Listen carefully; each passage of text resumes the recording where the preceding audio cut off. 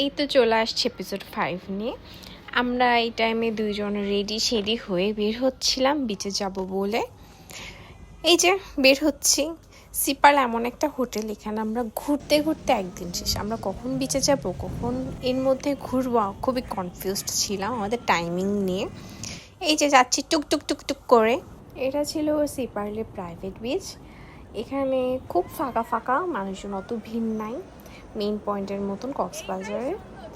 খুব ভালো লাগতেছিল এই টাইমটা, গোল্ডেন আওয়ার। আমরা কিছু কাপল ফটোশুট এন্ড ভিডিও করে নিলাম।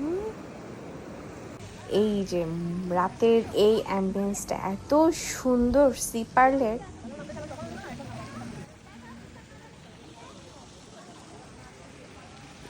সিপার্লের রাতের অ্যাম্বিয়েন্সে না আসলে আসলেই বোঝা যায় না যে ইনানির বিচ প্লাস সিপার্লের যে ভিউর এত হাইপ কেন, এটা থেকেই বোঝা যায়। এবার রাতে দুজন মিলে বের হয়েছিলাম নাইট আউটিংয়ে, সিপার্ল নাইট সাইটসিংয়ের জন্য। সো দিনের বেলা থেকে রাতের অ্যাম্বিয়েন্সটাই সব থেকে বেশি সুন্দর। কেন সিপার্লে আসবেন, এটা রাতের অ্যাম্বিয়েন্স দেখলেই বোঝা যায়। আর যে ইম্পর্টেন্ট ইনফরমেশনটা ছিল সেটা হচ্ছে খাবার ব্যাপারে। সিপার্লের পাশে একটা বাংলা রেস্টুরেন্ট আছে যেটা আপনার বাজেটের মধ্যে সব কিছু খেতে পেয়ে যাবেন। এটা হচ্ছে সেই আর্মিদের জেটি ঘাট, যেখান থেকে সেন্ট মার্টিনের শিপগুলা যায়।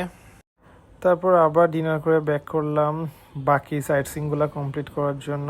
সিপাল আসলে ঘুরতেই 1 থেকে 1.5 দিন সময় লেগে যায়। রাতের অ্যাম্বিয়েন্সটা এত সুন্দর, আমাদের রুমেই যেতে ইচ্ছা করছিল না।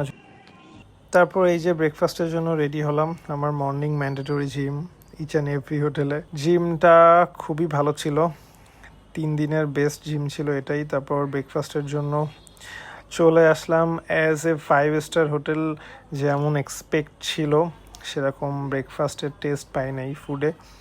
ডিজার্ট আইটেমগুলো সুন্দর ছিল, ডিজার্ট আইটেম দিয়েই আমি আর ও মোটামুটি পেট ভরিয়ে নিয়েছিলাম।